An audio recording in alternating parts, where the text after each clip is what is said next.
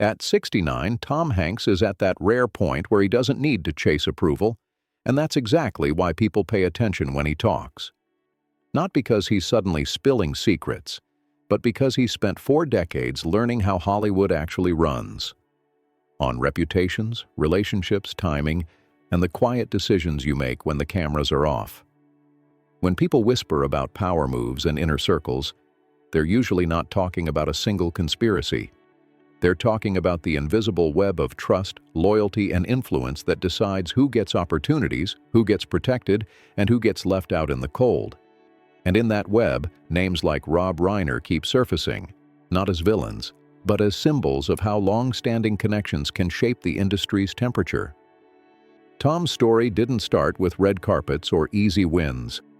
Born Thomas Jeffrey Hanks on July 9, 1956, in Concord, California, he grew up in instability. His parents divorced when he was young, and his childhood became a cycle of moves, new schools, and emotional resets. Mostly raised by his father, Tom learned early how to read moods and unspoken rules in a room. That's not a glamorous skill, but it's a powerful one. It turns you into an observer. It makes you notice what people hide, what they perform, and what they want without saying it out loud. Later, audiences would call that authenticity, but for him it started as survival. College is where acting stopped being a hobby and became a lifeline. Studying theater, Hanks discovered the rush of performance and the relief of stepping into someone else's skin. He left school and chased the work full-time, stacking small roles until television finally opened a door.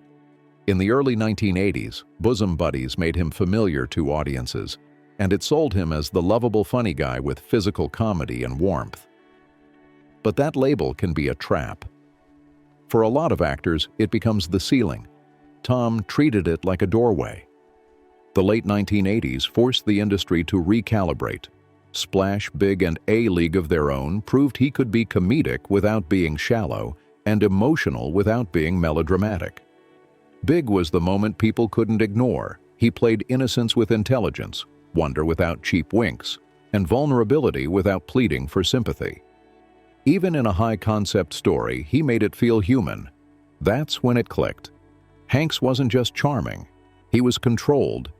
Then the 1990s turned movie star into institution. Philadelphia and Forrest Gump won him back-to-back Oscars and locked his reputation into something bigger than box office.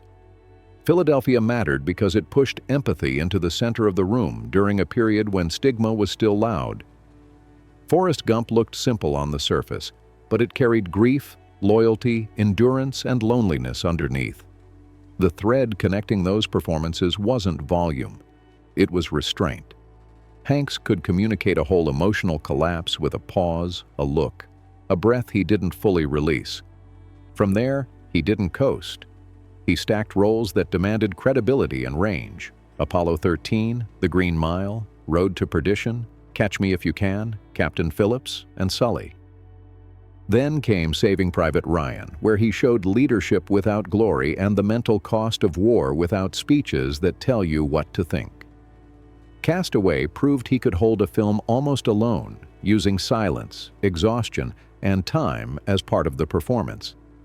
And he reached an entirely new generation through voice acting as Woody in Toy Story, turning a plastic cowboy into someone audiences grew up with, cried with, and understood as family. Behind the camera, Hanks became a creative force with a different kind of power, choosing what stories get told and how. Through his company, Playtone, he helped push big cinematic historical storytelling into television with projects like From the Earth to the Moon, Band of Brothers, The Pacific, and John Adams. These weren't just prestige shows. They were arguments for craft, grounded detail, emotional realism, and respect for ordinary people thrown into extraordinary events. That part of his legacy matters because it shows how deeply he cares about narrative control, not for ego, but for tone. Keep it human, keep it honest, don't cheapen the moment. And he didn't stay locked into one lane. He has directed and written, too, stepping behind the camera to tell stories with smaller human stakes. And he's taken risks outside the usual studio machine. He has also stepped onto the stage, proving he doesn't depend on movie star lighting or editing to connect. Hollywood respects range, but it worships control. Hanks built a career where he controls the temperature, warm, steady, rarely chaotic. While his career grew publicly, his personal life carried quieter chapters that shaped him just as much. In 1978, he married actress Samantha Lewis, born Susan Dillingham. They met in theater circles before he was famous, when life was auditions, small paychecks, and the pressure of trying to make a dream pay rent. They had 2 children, Colin and Elizabeth, and they built a family while his career was still climbing. But fame is not neutral. It brings travel, long hours, and emotional distance that can quietly become permanent if you don't fight it. Their marriage ended in divorce in 1987, and later interviews suggest Hanks carried real regret about that chapter, not in a performative way, but in the sober way a person talks when they've learned the cost of ambition. Tragedy followed later. Samantha Lewis died in 2002 after a battle with bone cancer, and that loss reshaped the family's emotional landscape. When Hanks mentions her, it's usually with respect and restraint, centering her as the mother of his first 2 children rather than turning grief into spectacle. That's a pattern with him. Keep the story human. Keep it contained. Don't turn pain into content. Rita Wilson entered his life in a slower, steadier way. They met through work, and their bond grew over time into something that looked less like a Hollywood headline and more like a real partnership. Shared humor, mutual respect, emotional alignment. They married in 1988 and stayed together through the industry's storms. Hanks has spoken about joining the Greek Orthodox Church, tied to Rita's heritage, and he's described faith more as reflection than certainty. Whether you relate to that or not, it fits his brand of adulthood: thoughtful, measured, not interested in empty noise. They raised 2 sons with very different relationships to fame. Their older son, Chet, has moved in and out of the spotlight through music and acting, sometimes drawing heavy attention for reasons that had nothing to do with his parents' careers. Hanks and Wilson have generally framed family struggles around support, accountability, and growth. Their younger son, Truman, has been more private, leaning toward behind-the-scenes work rather than headlines, showing that even inside one famous family, the appetite for attention can look completely different. So where do the Hollywood power moves whispers come from? In a business built on networking, a long career almost always involves alliances. That doesn't automatically mean something shady. It can simply mean trust. Hanks is known as dependable. Directors know he'll show up prepared, studios know he won't derail a set, and crews know he respects the work. That reliability becomes armor. He rarely does public feuds. He rarely reacts emotionally to rumors. He tends to redirect the conversation back to the work, the history, the craft. In a culture that rewards drama, refusing drama can look strategic. Some observers take it further and claim he's insulated in a way others aren't. But there are a few boring explanations that still matter.